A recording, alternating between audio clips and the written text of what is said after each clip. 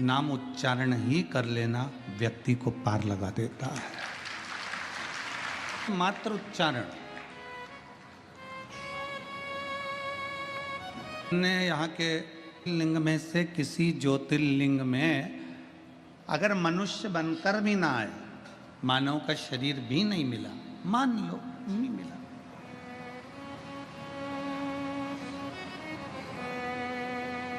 वैसे तो आप जितने काशी में कथा सुन रहे हो, गंगा जी के तट पर कथा सुन रहे हो और शिव महापुराण की कथा को श्रवण कर रहे हो, तो आपका और हमारा ये तो सील ठप्पा लग गया कि अगला जन्म नहीं होने वाला, बाबा के चरणों में जाने वाले हैं, ये फिक्स है। बोल बम का नारा है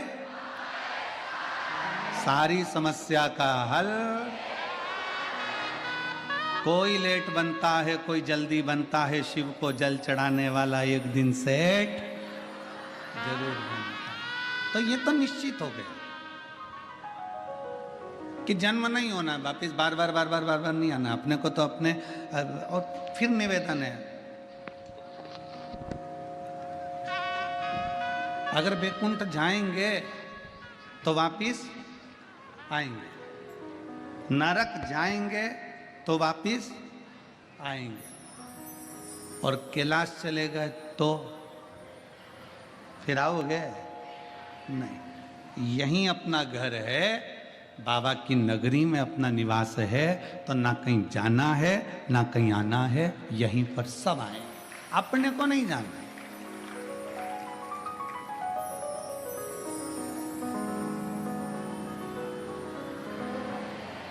अभी हम रास्ते में आ रहे थे तो चित्रकूट, आज बड़े आनंद के साथ में कथा का रसतत्व है। ये पिता का घर है काशी, जिसका केवल नाम उच्चारण मात्र कर दिया जाए, केवल वो कहते हैं ना, लोग डराते हैं तो दूसरे के नाम से डराते हैं। लोग कहते हैं लो फोन पे बात कर लो, हमारे काका जी की पहचान है, लो बात कर लो हमारी। स्कंद पुराण कहती है, स्कंद पुराण का काशी खंड कहता है कि दुनिया के लोग भय दिखाएंगे, डराएंगे दूसरे के नाम से, पर अगर जीव नरक भी जा रहा है, वैकुंठ भी जा रहा है, और वहां चित्रगुप्त महाराज सामने खड़े होकर पूछेंगे कि तूने पुण्य कौन सा करा, तूने सत्कर्म कौन सा करा, तुम्हारे मुख से कुछ ना निकले, केवल काशी एक संबोधन ही निकल गया, तो चित्रगुप्त भी हाथ जोड़कर कह देंगे इसको कैलाश छोड़कर आए।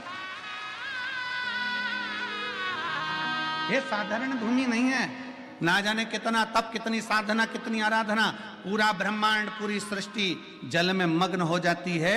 सतयुग आता है, त्रेता आता है, द्वापर आता है, कलयुग आता है, नष्ट हो जाता है, चले जाता है, फिर वापिस सृष्टि रचना प्रारंभ होती है। कितनी बार सृष्टि पानी में डूब गई, कितनी बार सृष्टि जल में मग्न हो गई, कितनी बार सृष्टि समाप्त हो गई, पर पूरी भूमंडल पर केवल एक काशी ऐसी अजर और अमर है जो कभी समाप्त नहीं होती, वो हमेशा की हमेशा रहती है, वो कभी समाप्त नहीं होती, और बड़ी बड़ी पवित्र है, बड़ी पवित्र, बड़ी आनंद है। और इसकी पवित्रता का ध्यान आपको और हमको भी रखना है, इसकी पवित्रता का ध्यान आपको और हमको रखना है। काशी पवित्र है, उसकी पवित्रता आप और हमको बनाकर रखना। गंगा जी का स्नान करने जाओ, मना नहीं है, पर याद रखना कोई गंदगी मत फैलाना। कथा श्रवण करने के लिए बैठे हो, कंकर कंकर में मेरा शंकर है, विश्वनाथ की धरा की एक एक कंकर में मेरा शंकर समाया हुआ है, कहीं ऐसी ऐसी जगह पर कोई गंदगी मत करना। रोज प्रतिदिन कथा सुनने के बाद शाम का समय मिल जाए तो जितना कचरा पड़ा हो उसको एकत्रित करना, कचरे की गाड़ी आएगी उसमें डालकर उसको पहुंचा देना, अपनी भूमि को अपने को स्वच्छ रखना है। कण कण में शंकर है।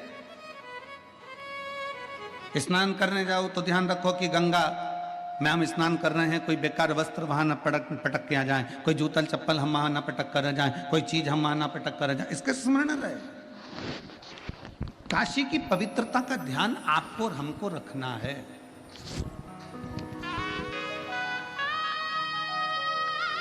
और शंभु शरण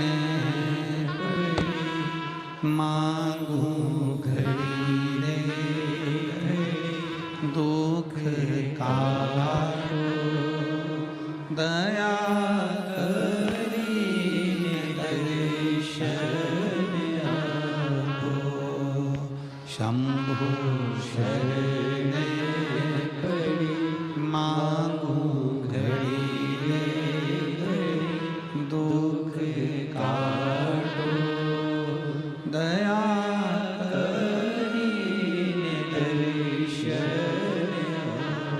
ये पवित्र भूमि का, पवित्रता का भाव का स्मरण हमको रखना।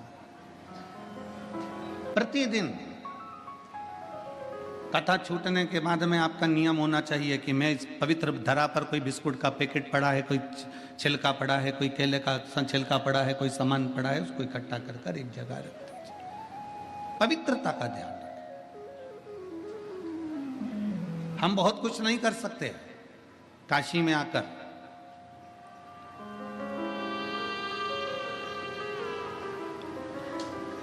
दो चीजें कर सकते हैं। एक, मेरे बाबा का दर्शन, दूसरा काशी में आकर थोड़ी सी सेवा। एक, बाबा का दर्शन करिए और दूसरी सेवा करिए, और जितना बन सकता है सेवा के क्रम को आगे बढ़ाइए। कितनी सुंदर बात है। एक बड़ी सुंदर चरित्र आता है।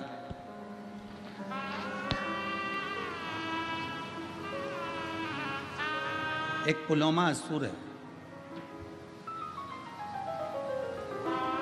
और उसकी एक बेटी है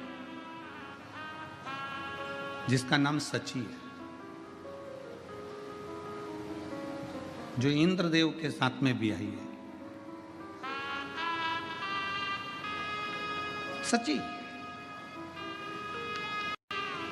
असुर है, असुर प्रवृत्ति का है। और पुलोमा की धर्म पत्नी के गर्भ से, पुलोमा की धर्म पत्नी के गर्भ से कोई संतान का सुख नहीं था।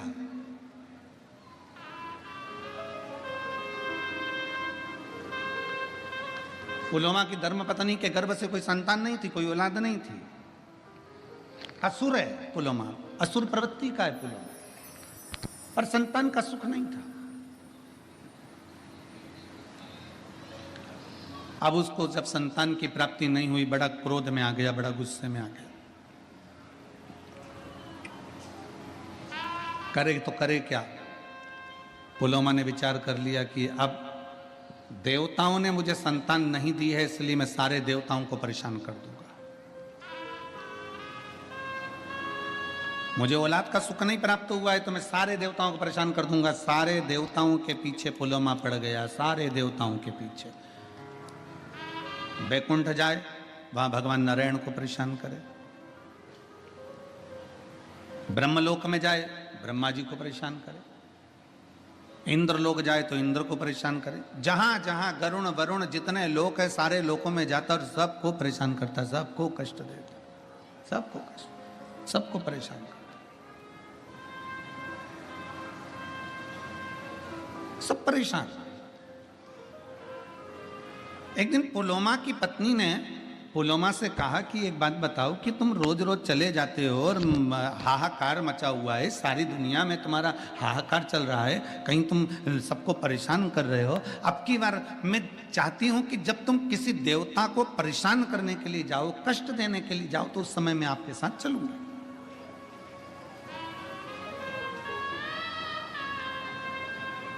जरा इस पवित्र धरा की पुण्यता देखिए कितनी प्रबल है। अभी आप अगर किसी असुर के रूप में किसी देवताओं को परेशान करने के लिए जा रहे हो तो मैं आपके साथ चलूंगी। पुलोमा की पत्नी पुलोमा के साथ में लग गई और पुलोमा के साथ में चल दी। पुलोमा जब चलते चलते चलते चलते ब्रह्मांड में भ्रमण करते करते करते करते गंगा जी के पवित्र तट पर, इस पावन धरा पर, काशी की भूमि पर से पुलोमा जब निकल कर जा रहा था तो उसकी धर्म पत्नी भी उसके साथ जा रही थी। आज धर्म पत्नी के मन में यह भाव उत्पन्न हुआ कि मैं अपने पति असुर पुलोमा के साथ जा रही हूं, तो मेरे देवताओं को ये परेशान करने जा रहे हैं और मैं देवताओं का दर्शन करने जा रही हूं, तो क्यों ना अपने चरण की पादुका को छोड़ दो।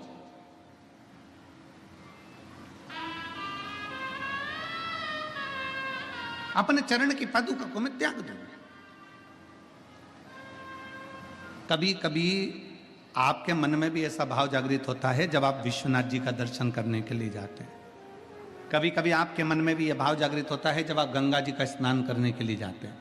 कभी कभी आपके मन में भी एक भाव जागृत होता है जब आप काल भैरव का दर्शन करने के लिए जाते हैं। कभी कभी आपके मन में भी भाव उत्पन्न होता है जब भगवान मां अन्नपूर्णा का दर्शन करने के लिए जाते हैं। क्या करते हैं, अरे पास में मंदिर है ना, चप्पल कहाँ ले के जाऊंगी, मंदिर के दरवाजे पर छोड़ूंगी, यहाँ बात छोड़ूंगी, इससे अच्छा ये चप्पल में गाड़ी के अंदर छोड़ के चली जाऊँ। बोलो जी हो, ए काशी वाली हो, सही है कि गलत है? कभी कभी अपने मन में विचार आता है कि ना? बोलो रे जी जाओ, सही है कि गलत है? अच्छे जम के तो बोलो, तुम्हारी आवाज से ज्यादा तो जी की आवाज है। ठीक है, अपने मन में भाव आता है कि मंदिर पास में, चप्पल में गाड़ी में छोड़ दो। अब ये तुम्हारी बुद्धि में, तुम इतने वीआईपी रहने वाले, तुम इतने चकाचक रहने वाले, एक मिनट तुम हॉल से भी अगर रसोई घर में जाओ तो बिना चप्पल के नहीं जाओ, तुम अपने वॉशरूम में भी जाओ तो बिना चप्पल के नहीं जाओ। तुम्हारी बुद्धि में ये आया कैसे कि मंदिर सामने है तो चप्पल गाड़ी में छोड़ जाऊं? ये तुम्हारी बुद्धि में, तुम्हारे मन से नहीं आया। जो तुम्हारे माता पिता ने भगवान शंकर को एक लोटा जल चढ़ाया था, उस जल का प्रताप तुम्हारी बुद्धि में आ गया और तुमने चप्पल गाड़ी में छोड़ दी और पैदल नग्न पैर से, नंगे पांव से, चप्पल को त्याग कर, पादुका को त्याग कर, जूते को त्याग कर और बाबा के धाम की ओर चल दिए, भगवान के मंदिर की ओर चल दिए।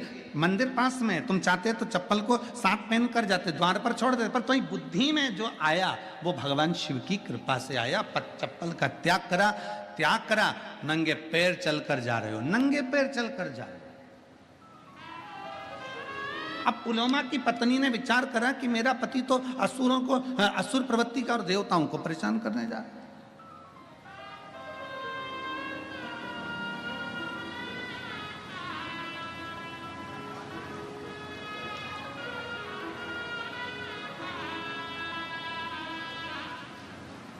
असुर जितने थे ना, इनकी जो धर्म पत्नियां थी ना, अपने पति का युद्ध देखना पसंद करती थी।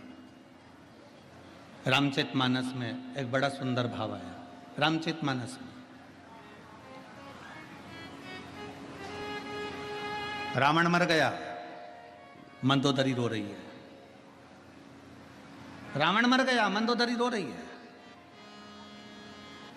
खूब आंसू ढाल ढाल कर रो रही है। तो मेरे राघव जी के मन में आया, मेरे राम जी के मन में आया, जरा पता तो करूं कि मंदोदरी इतना क्यों रो रही है। राम जी तुरंत लखन लाल जी के साथ, हनुमंत लाल जी के साथ में मंदोदरी के पास पहुंच गए। मंदोदरी क्यों रो रही हो? तुम्हारा पति मर गया इसलिए रो रही हो? मंदोदरी बोली नहीं, कर्म की गति है, भोगना तो है। मुझे मालूम था मेरा पति मरेगा। मंदोदरी, तेरे पुत्र मर गए तू इसलिए रो रही है? कर्म की गति है, मैं जानती थी कि मेरे पुत्र गलत का साथ दे रहे हैं तो वो भी मरेंगे।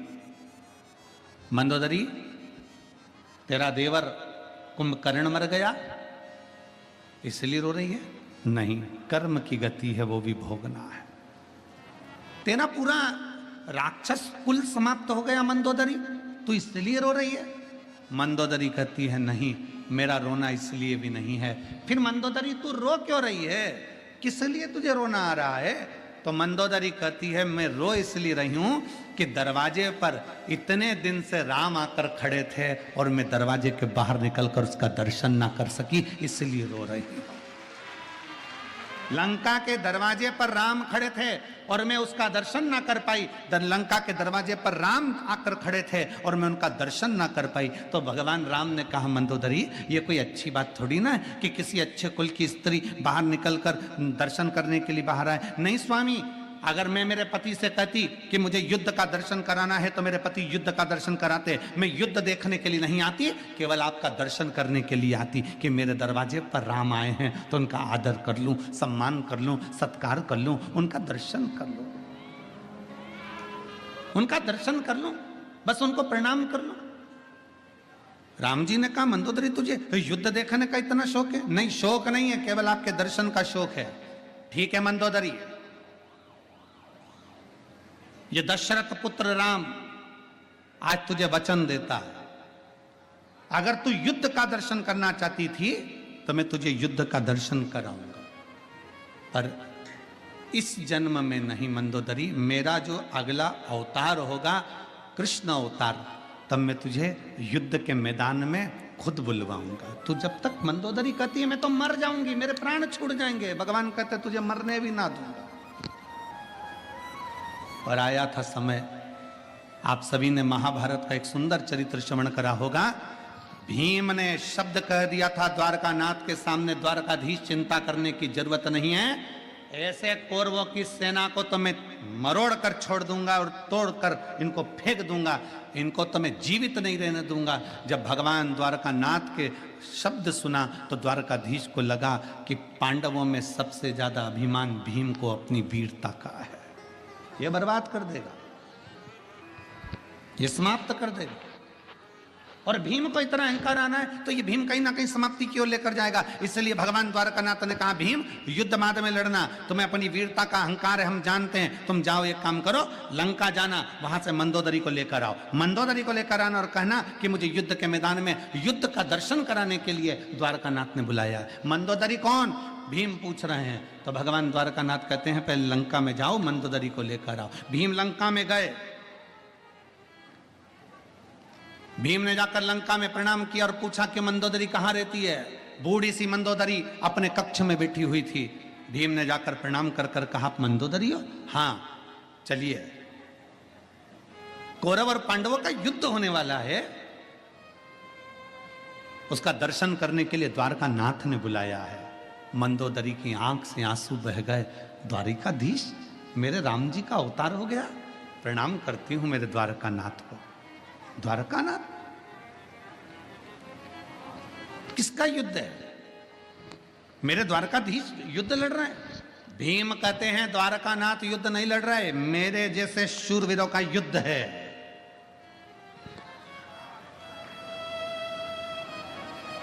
जो सुना मंदोदरी ने कहा ठीक है, आप पहले स्नान करो फिर अपन चलते हैं। भीम स्नान करने के लिए गए, भोजन करने के लिए मंदोदरी ने कहा कि तुम स्नान कर कर आओ, भोजन की तैयारी है, फिर अपन चलते हैं। भीम स्नान करने के लिए लंका के पीछे गए, तालाब में कूदे, कूदने पर भीम को तालाब में से निकलने में 3 दिन लग गए। जो भीम समुद्र की थाप आकर एक क्षण में बाहर आ जाता था, वो भीम को तालाब में से निकलने में 3 दिन लग गए। 3 दिन बाद भीम जब निकलकर मंदोदरी के पास आए, मंदोदरी ने पूछा भीम कहाँ रह गए थे, तुम इतनी देर में आ रहे हो, कहाँ रह गए थे, इतना समय लग गया तुमको? भीम कहते हैं मंदोदरी से मां समझ में नहीं आता, मैं समुद्र में कूदता था, था पाकर 1 सेकंड में बाहर आ जाता था, समुद्र में जाता था तो उसका छोर पाकर 1 सेकंड में आ जाता था, पर आज लंका में ना जाने ऐसा कौन सा तालाब है जिसमें मैं कूदा तो कूदने में मुझे 3 दिन में बाहर निकल कर आया हूं। मंदोदरी ने पूछा गए कहां थे नहाने? भीम कहते हैं लंका के पीछे। मंदोदरी कहती है वो तालाब नहीं था, मेरा देवर कुंभकर्ण मर गया था, उसके सिर की हड्डी पड़ी थी, उसमें पानी भरा गया था, उसमें नहाने में तुझे 3 दिन लग गए। मेरे देवर कुंभकर्ण के सिर की हड्डी में नहाने में तुझे 3 दिन लग गए। भीम, जिस देवर के सिर की हड्डी में स्नान करने में तुझे 3 दिन लग जाते हैं, सोच कि मेरा देवर वीर कितना होगा। और तू कहता है कि तेरे जैसे शूरवीरों का युद्ध देखने जाऊं? मंदोदरी ने हाथ जोड़कर द्वारकाधीश को प्रणाम किया और नमन कर कर अपने प्राणों को त्याग दिया। गई नहीं।